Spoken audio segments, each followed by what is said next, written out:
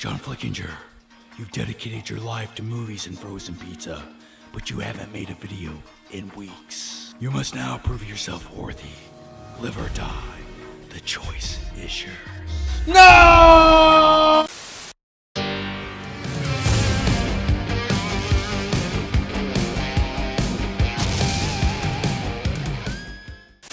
Hey there guys, how are you? So I figured since Halloween's right around the corner, I'd take this opportunity to talk about some of my favorite horror films that are good or terrible or mediocre, but this is essentially just a reason for me to talk about some movies otherwise I would never get a chance to talk about. And I'm not going to talk about the typical great Halloween classics that you have to watch every Halloween, like Halloween. No. These are just movies that I want to watch on a full moon night with a big bucket of popcorn.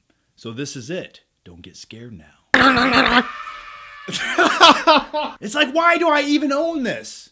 But the first movie I want to talk about is Nightmare on Elm Street 3, Dream Warriors. This came out in 1987, and typically in a horror film franchise, by the third movie, it all turns to shit. And you could arguably say after the third movie, they did all get progressively worse and worse, and then eventually Freddy Krueger started using a power glove. Get out of here now! Now, a few things I've always enjoyed about the film Dream Warriors is when it comes to the protagonist of the film, all these kids in this mental hospital who are tormented by Freddy in their dreams, well, all these kids, they have these backstories and they all have these troubled past. And it's the first time in this franchise where you get kids like that, because in all the other films before this, they were just high school kids and they're boring and there's not much to them. I don't know what it is. Maybe I just enjoy broken or troubled characters. I find them more intriguing, but all the different characters have their own personality, their own set of traits. One girl's addicted to heroin, the other kid's sort of like nerdy and likes to play Dungeons and Dragons. And when he falls asleep, he becomes the Wizard Master. And the Wizard Master kicks Freddy's ass for like 12 seconds, and then Freddy picks him up by the neck and just claws him in the gut, and then, you know, he dies. But it was very inspiring when he first became the Wizard Master. And the greatest thing about this film was it was the first time in the franchise where I truly felt like it utilized those dream sequences. And also, this film it had a moderate budget. I believe the budget for this movie was as much as the first two movies combined, but later movies after this had bigger budgets, and then they progressively got worse. So when it comes to Dream Warriors, one of my favorite things is I really enjoy that element where you have kids that team up against a tormentor. It's sort of like the story of It, where you have this group of kids that team up and they use their fears as empowerment in some way. It's very similar. And also on a side note, not to ramble on, but Dream Warriors came out in 1987, but the script was originally written in 1986, and that's the same year the novel of It came out. So it makes you question which one truly came first, or was it just coincidental? I'm not quite sure. Now, since we just got done talking about a child killer, I figured why not talk about the classic 1993 Disney film rated PG, Hocus-Pocus? It's like, how did we go from Dream Warriors to Hocus-Pocus? I'm not quite sure, but like I said, this video is just one big reason for me to talk about multiple movies I never really get a chance to talk about. So now let's talk about Bette Midler.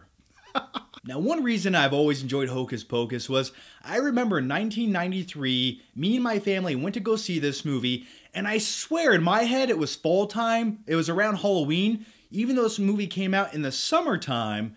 Maybe it was playing in theaters for multiple months on end and it was still playing during Halloween, which would make you question why they would release a film like this in early summer, being such a Halloween movie. I'm not quite sure. I don't remember the logistics of the release date, but I did see this movie in theaters. And as far as Hocus Pocus goes, this is one of those films you always have on in the background on Halloween.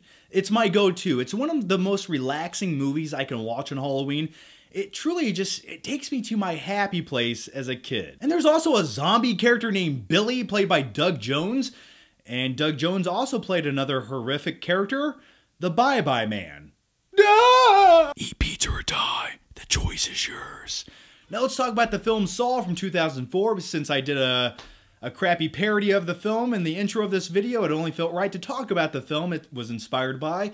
But the first thing I remember about the film Saw was in maybe 2003. I remember walking down the movie theater hallway, and I looked over and I saw the teaser poster for Saw. And I saw the teaser poster for Saw. It just sounds weird. And I remember thinking to myself, whoa, what is that? You see this lady's head in this contraption and it's in black and white. It just looked weird and disgusting and seedy, and I couldn't wait to see what it was all about. And keep in mind, this was before the internet bombarded you with everything that was new and happening. You actually had to like look at movie posters for the first time in the movie theater. What a magical and mystical experience that used to be. The deepest, darkest thing I got from this movie was it made me question myself as a man. I questioned, would I do whatever it takes to live? Would I saw off my leg? Would I poke my eyeballs out? Would you make these sacrifices to live? Live or die, the choice is yours. Ask yourself that every day. It's getting dark, isn't it? But by the end of this movie, when the twist is finally unveiled and you see Jigsaw stand up from the ground and close that door saying, "Game over," and the music's playing, and it sends chills down my arms. I just love that closing scene. And the music, one of the best scores to any film ever made. Seriously, I think the score to Saw is so underrated. Okay, the last movie on my my random movie Halloween list of movies that you should watch or maybe shouldn't watch is the shitty 1989 film Shocker, directed by Wes Craven. It's not a good movie. It's really not. And I just really wanted to take this time to talk about it because I sort of enjoy it. It's a guilty pleasure. Now, the film Shocker is about this TV repairman who's also a serial killer, and he gets electrocuted, and then he comes back and haunts people, and then there's a weird scene where he's chasing Peter Berg through television channels, and it's almost comedic, but unintentionally funny, which always makes a bad movie better. And the antagonist of this movie talks like this: "It's finger-licking good." It's phenomenal in every way. But really, the thing I remember most about this film was I remember walking through Blockbuster Video in the mid-1990s, and it was around Halloween time, and that was the time when my parents said you can get any two movies. My parents didn't care if I grabbed rated R movies. We were a very, how do you put it, liberal family. Yeah, we'll go with that. Now, I don't remember the other movie I grabbed on VHS that day, but the one movie I do remember is the film Shocker. And I remember taking that VHS copy home, and later that night, I put it into my VHS/TV combo. Do you guys remember those? Pieces of shit. The VCR always jammed up. You had to put it like a pencil in there to get the video cassette out. Am I the only one who had to do this? All right, so that concludes my random pick for Halloween movies this year. I don't even know what this video was. It was just a reason, once again, for me to talk about some random movies in one place. But I do have a question for you guys, and let me know down below in the comments section. Name some random horror films that you like to watch around Halloween. Let me know those down below. They don't have to be good movies.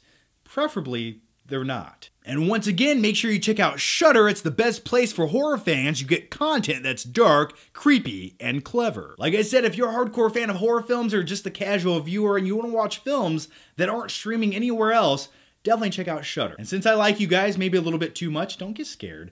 Definitely use promo code FlickPick for an extended 30-day trial of Shudder. That way you guys can watch more movies, enjoy it through Halloween. That's my gift to you. So all you gotta do is use the link down below in the description box, enter in promo code FlickPick, and check out Shudder. And before I go, happy Halloween, everyone. And any Sour Patch Kids that you get or your children get, well, I need you to send them to me. So yeah, P.O. Box down below. But in all seriousness, thanks for watching, guys. Make sure you subscribe. That way I can see you next time.